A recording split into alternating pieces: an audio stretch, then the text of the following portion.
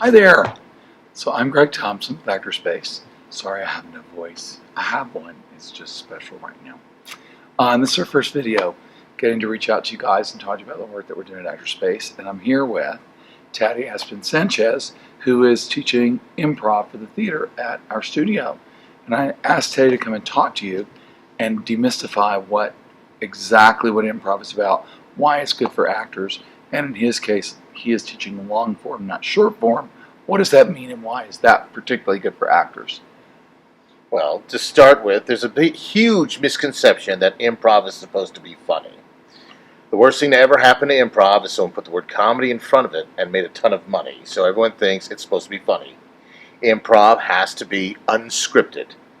That is it. It can be a drama, a tragedy, a musical.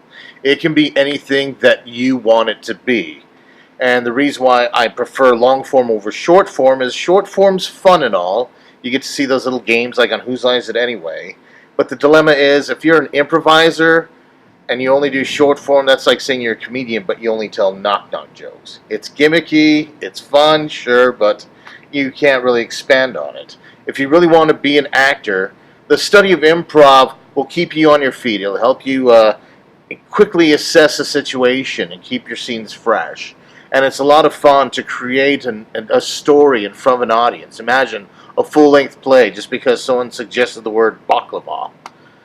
You get to run with it, you get to tell a story, you get to create your own characters, your own worlds, you get to be the director, the lighting, the props master, the costume designer, everything all at that one given moment, and it's such a thrill ride. Even theme music can come on in and play. Like Kill Bill. That's my phone. Way over there, so we'll ignore it for now. This is impromptu, and we wanted to feel that way. We just want to have a good time and talk about this. So, tell us, Teddy, I think one of the things that people don't know about long form as well is how good it is for developing understanding of story structures and understanding writing and so on and so forth. And these people that you see and admire, oftentimes on big screens, people on SNL, Second City, Kids in the Hall, on and on and on. They came out of long form, not short form. Exactly. Improv. Yes, anyone can get a book and do the short form games. Anyone can play the alphabet game where you're talking the corresponding letters of the alphabet. But can you, just based off of a simple idea or a simple suggestion, tell a story and create a scene? I mean, there's a lot of people that went through improv or studied improv that they don't know because everyone thinks, oh, it's supposed to be funny. But people like Ed Asner he studied at Second City. Alan Alda.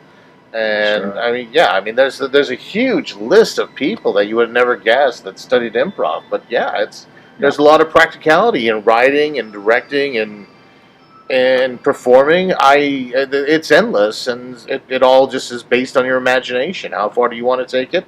It's completely up to you. Well, it's good too if you're into writing. I have a lot of friends and colleagues that really struggled with breaking into the part of writing that is just giving yourself permission to do it, and also getting past your own bugaboos and demons and what you don't understand about it.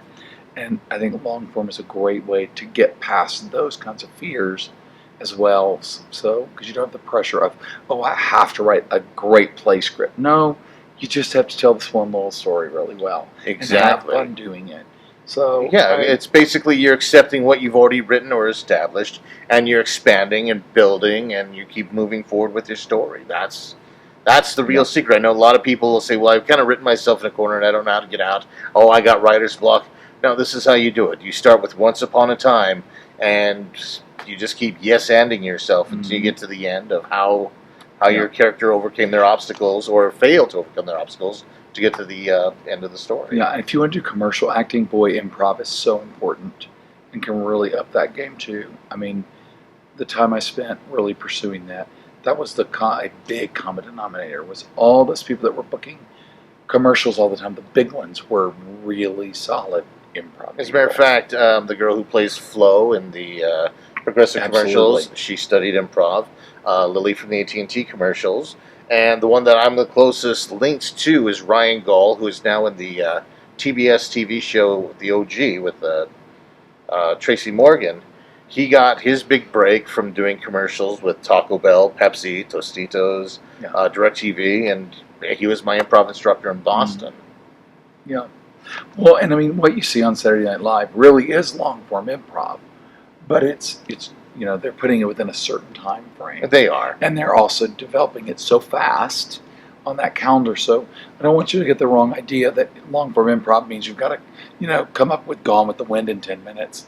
That's not it either. And it can be funny. It's not that it can't be funny, but it's more about that it can just flow and grow and become what you want it to be. And if it's funny, it's funny. If it's not, it's not. That doesn't mean the story's not good. It's true. Because the emphasis is on the story. The emphasis is on the story. And here's the difference between an improv audience and a stand-up audience. Stand-up audiences want to see the comics fail. That's why they heckle. That's why they don't laugh. That's why they do everything to try to throw off the comics' timing. In improv, the improv audiences, they want you to succeed. They want to see where the story's going. Yeah. They want to know what's going to happen next. And they're just as excited creating the story with you as you are being it with them. And they're going to be the ones to decide what's funny and what isn't. Don't try to be funny. Just try to be real. And the audience is going to be like, oh my God, that guy's he's a hoot. Oh, look at her. She's amazing. She can sing and rhyme, and it was so funny. It's such a thrill ride. It's like bungee jumping.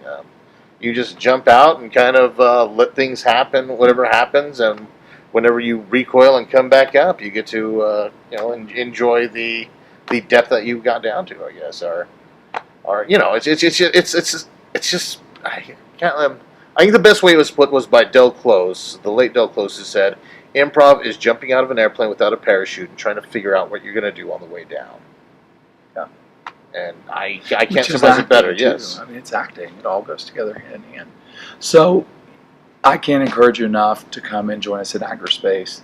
We are very fortunate. Teddy has reached out to us and wants to bring his expertise to ActorSpace, but to El Paso, as well as the Las Cruces community. So check it out.